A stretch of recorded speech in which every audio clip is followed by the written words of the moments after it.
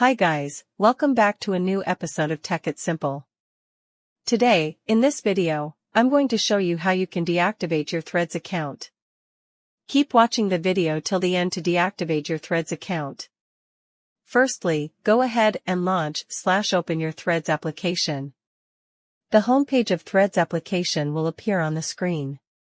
Click on your profile icon at the bottom right corner of the page. You will end up on your profile section of your Threads account. Tap on two lines at the top right side of the page. On the next page, tap on Account. Click on Deactivate or Delete Profile option. Now, all you need to do is click on Deactivate Profile.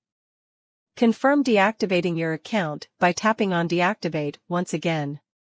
This is how you can deactivate your Threads account quickly and easily, just in a few steps. If you have any thoughts or queries, let us know in the comment section. Don't forget to subscribe to our channel.